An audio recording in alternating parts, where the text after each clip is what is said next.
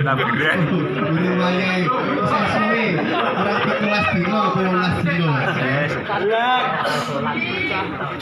Wahai orang-orang yang beriman, yang tidak beriman tidak hai.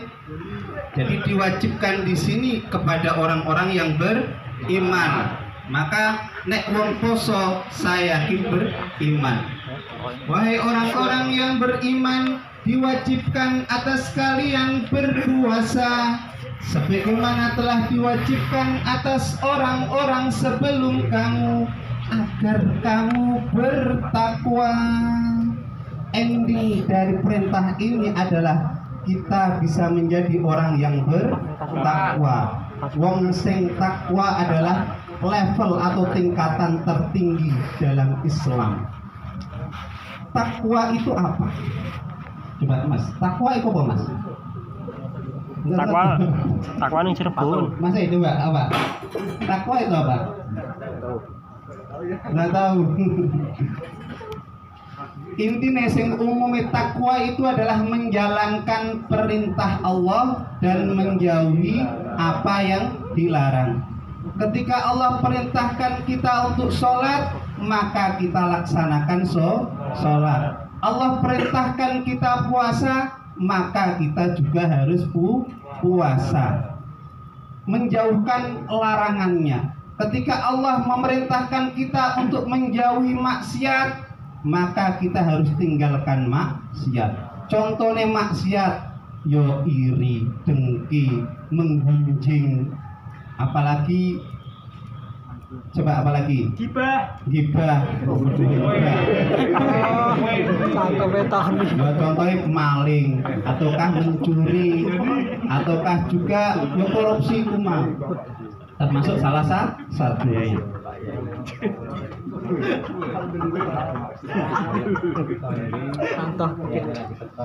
Tekan di mau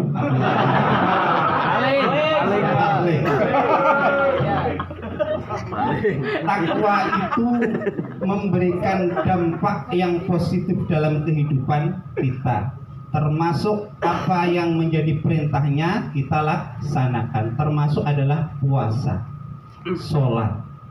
Seperti kalau kita mampu adalah haji. Puasa itu adalah penggemblengan, ya, penggemblengan atau ibarat kata pemprosesan. Kalau saya bisa mengatakan bahwa puasa itu ibarat slab, gabah itu adalah manusianya. Gabah diseleb, terus kemudian diproses menjadi beras, maka gabah ini berhasil menjadi sebuah kemanfaatan. Begitu juga manusia digembleng, ditirakati ning puasa biar dia mampu untuk menjadi manusia yang suci, manusia yang baik, digembleng, diproses ning puasa, maka akan menjadi manusia yang hebat. Tapi kok nek diproses gabah mencelat, berarti gabah sing mencelat iki ora jos, ora sukses, tidak bermanfaat. Maka seperti manusia ketika dalam puasa ini kok tidak mampu menjadi orang yang baik, maka dia menjadi orang yang bangsat, ya. Bangsat, katakan bangsat wis ngono ya. Nyun sewu agak kasar dikit. Tapi apa? Karena ini adalah penting, wajib bagi kita, karena menjadi rukun Islam dalam mengerjakannya. Maka lima rukun ini harus dilaksanakan semuanya, tidak boleh tidak. Sing liya ora mbok lakoni rak popo, ning 5 ini harus kamu laksanakan. 5 hal ini termasuk syahadat. Coba apa Mas? 5 rukunnya apa saja? Apa? 1 syahadat, sholat, zakat, puasa. Saja, pintar. Opos buat Masnya ini. Hal sepele ini terkadang banyak yang tidak mampu untuk menjawab. saya dulu itu menikah, kita ceritake pribadiku dhewe dan jadi semangatnya kalian-kalian yang masih jomblo. Akeh sing jomblo iki. Ya. Akeh sing jomblo. Tak dongake muga-muga bar ngaji iki balik saka ngaji, balik saka kerjaan ketemu jobone. Orang banget sing amin itu wes pokoke pengin tenan iki pete sakeh. Saya dulu itu ketemu istri saya itu karena satu hal. Sebenarnya saya itu udah pacaran sama teman saya kuliah. Gitu. Bukan selingkuh. Ini dia sama-sama 11-12. Saya ketemu sama istri saya sekarang ini. Dia juga orangnya biasa, tidak punya apa-apa, bahkan orang tuanya tidak mampu.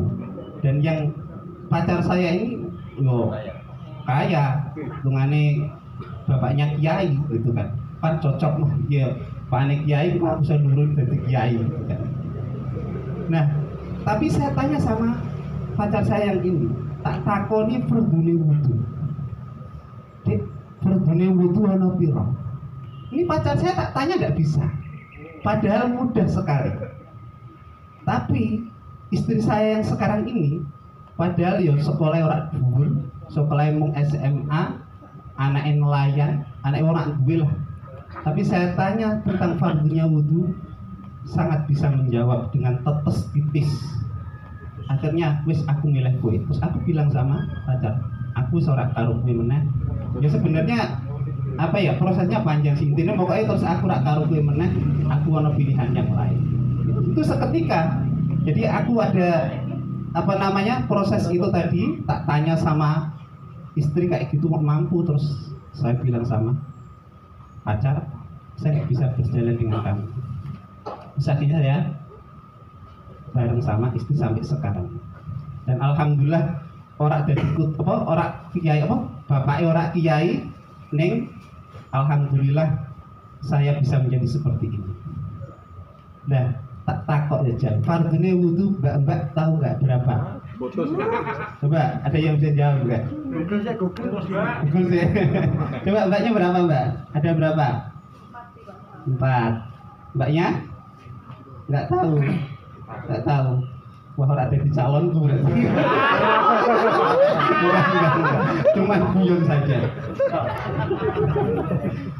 Jadi ini hal sepele yang harus kita pahami, bahwa ketika kita melaksanakan sesuatu di dalam ibadah, maka kita harus memahami apa yang kita lakukan. Nah, ketika kita menyetir mobil, mengendarai mobil, kita harus tahu mana setirnya, mana koplingnya, mana remnya, mana gasnya. Begitu juga dalam sholat atau dalam berwudu atau dalam beribadah, kita harus tahu apa yang kita kerjakan. Oh ini rukun, oh ini sunnah, oh ini haram dilaksanakan. Jadi fardune wudu itu ono 6. Ada 6. 6 terkadang orang pun salah. Ngerti nih, pertama kumur, taunya, betul nggak? Padahal tidak. Yang pertama adalah niat. Mana pintar masih ini jos gandos.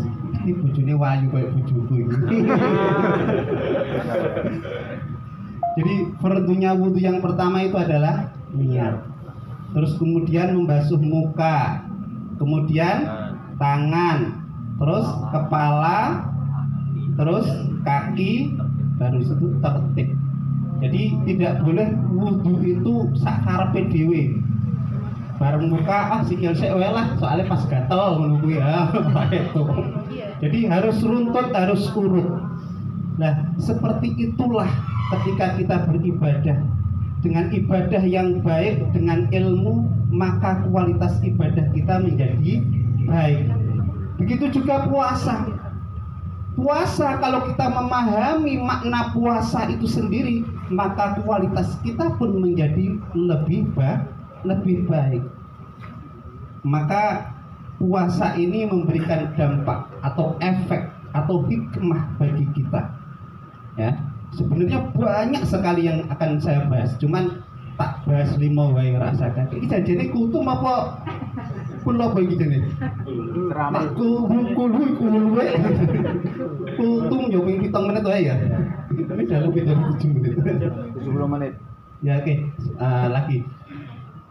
Jadi puasa itu memberikan hikmah yang sangat besar sekali bagi kita. Termasuk satu, yaitu memahami kondisi orang lain. Orang lain banyak yang kelaparan, banyak yang hari ini makan, besok tidak bisa makan, pagi bisa makan, sore tidak bisa makan. Alhamdulillah kalian semua, panjenengan semua bisa makan 3 kali sehari, betul nggak? Ataukah mungkin 4 kali ya? 5.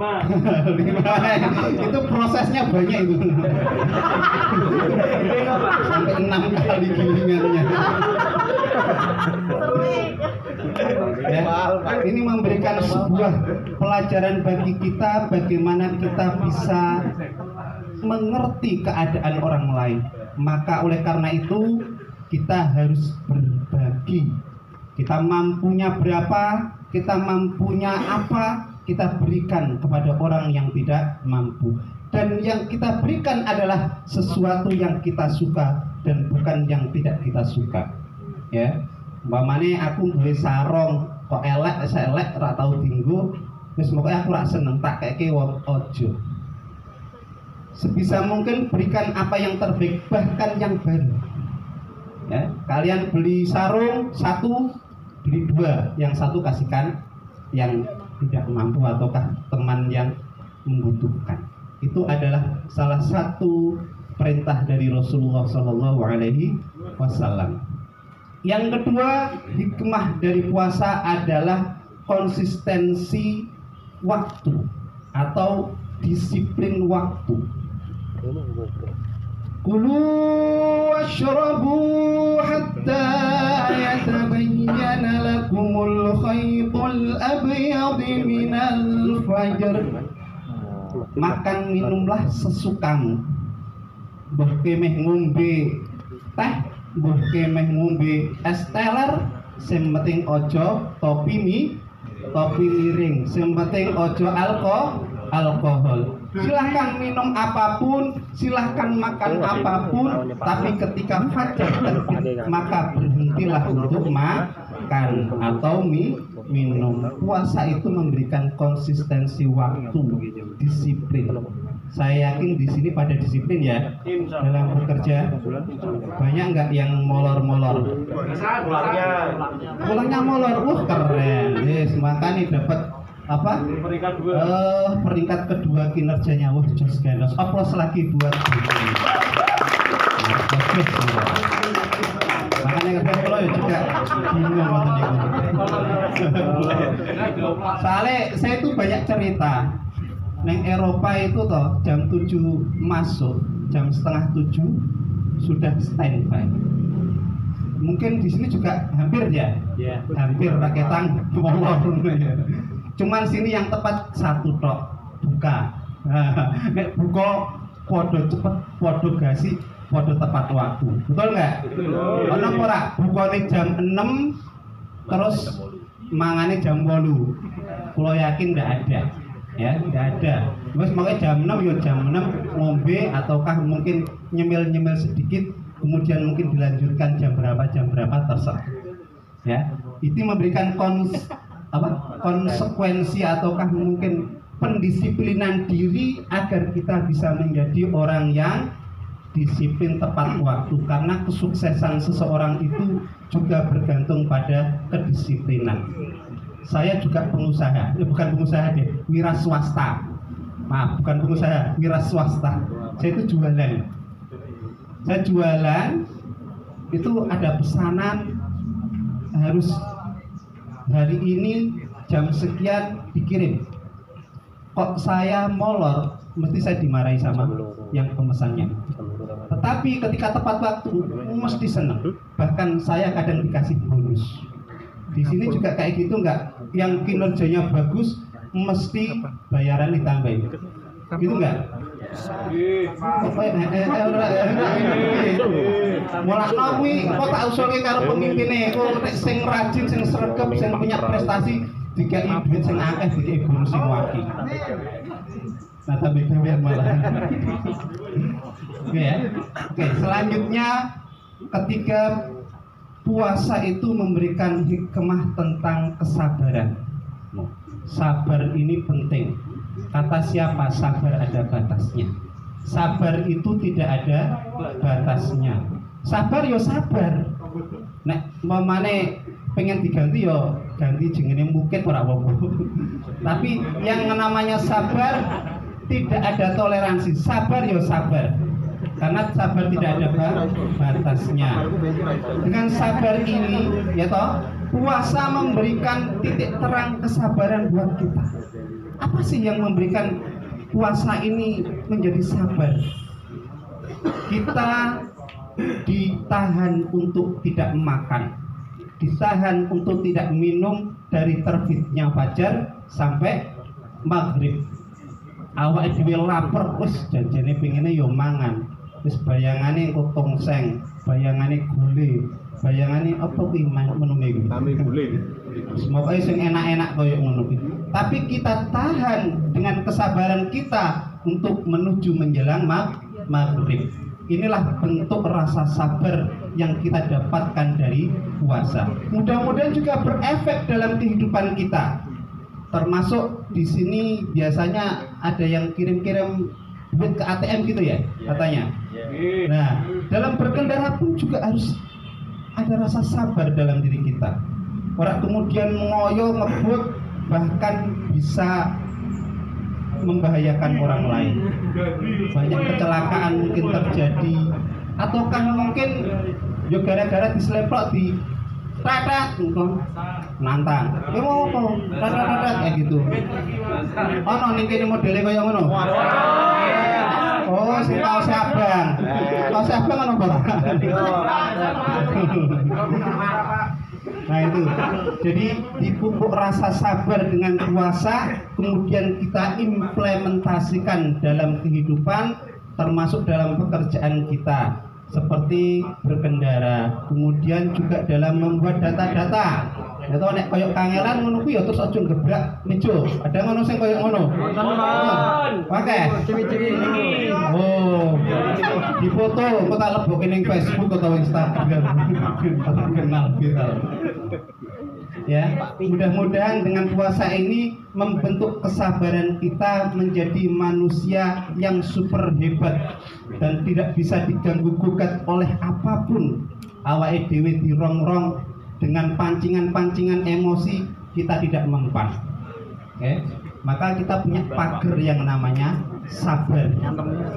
Nek umpamane yo kangen yo jengake sabar, ben sabar terus. Oh ini sabar. Sabaruddin apa Sobir? Wah, yo Sobiran ngeri Bapak. Nah, selanjutnya nomor 4. Nomor 4 adalah mengekang hawa nafsu. Jadi puasa itu hikmahnya adalah mengekang hawa nafsu. Biasane nek esuk karo bojone raketan cipika-cipiki gitu, raketan buka sithik jos. Maka ketika puasa kita ditahan untuk tidak melakukan itu, ya. Kemudian ketika kita sering gunjing, ya. Nek neng kene sering dong ngrasani ora karo koncone. Enggak salah ya. Oh, sering terjadi. Soalnya saya juga pernah kerja di perusahaan. Saya juga perusahaan dulu di Karangayu. Lagi juga sama. Itu mesti karena apa? Terkadang kita cari muka. Carmu itu mesti aku yakin. Ben opo? Ben pemimpinnya atau pimpinannya seneng karo awake dhewe ben iso dinaikkan gajinya ataukah mungkin dinaikkan jabatan. Akeh koyo modele ngono kuwi. Maka saya juga nggak heran. Saya sendiri juga korban dari carmuk orang. Terus akhirnya saya dipecat. Terus akhirnya usaha sendiri malah gajinya lebih besar. Nah, gitu. Apa maneh nek ceramah ngene iki, pamlopane sak luha. Panitiane wis siap baru iki. Cuman guyon mawon, guyon. Saya juga enggak menginginkan hal seperti itu. Yang saya inginkan dalam hidup saya ketika saya mampu berwirausaha kemudian menyenangkan orang lain, maka itu adalah tingkat kebahagiaan bagi saya. Ya, begitu juga panjenengan bisa mencontoh seperti itu. Dengan apa yang kita lakukan menjadikan orang senang, tidak membenci, maka itu adalah sebuah kesuksesan yang abadi yang kita bisa sodorkan kepada Allah. Mati ya? Kita bisa sodorkan kepada Allah, ya Allah, saya pernah berbuat baik, ini ya Allah, maka masukkan aku ke surga, maka Allah akan masukkan ke dalam surga. Amin ya rabbal alamin. Maka begitu juga hawa nafsu yang tidak penting, yang bisa merugikan kita, maka kita harus hindarkan. Termasuk hawa nafsu untuk meninggalkan sholat itu mau, ya toh? Biasanya wegah-wegahan sholat. Ini yang penting sekali. Kadang kula lucu. Idul Fitri, kira, itu sholatnya kan sunnah, betul nggak? Tapi kadang uang itu mangkat sholat neng masjid, melaksanakan sholat Idul Fitri, tetapi dek nenek ora gelem sholat subuh. Akeh ora kaya ngono kuwi. Banyak sekali. Maka penting sangat untuk kita melaksanakan sholat 5 waktu.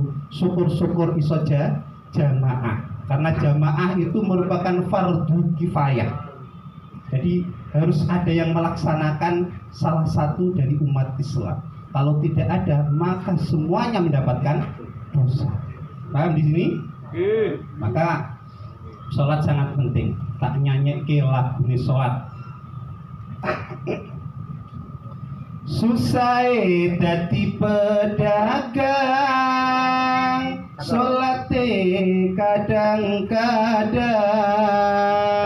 apa meneh wayahe laris, durung sholat ngakune uwis, apa meneh dagangane laris, durung sholat ngakune uwis. Monggo sareng-sareng. Sholatullah salamullah ala toha rasulillah. Sholatullah salamullah ala yasin habibillah.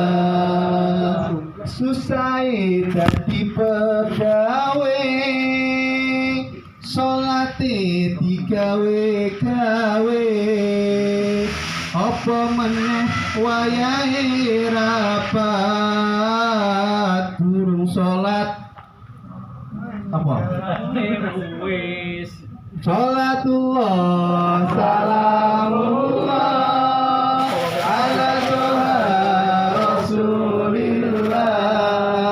Sholatullah salamullah ala yasin habibillah. Susah dadi karyawan, sholate diangan-angan, apa meneh wayahe kerja, dikon sholat ngomongi iya.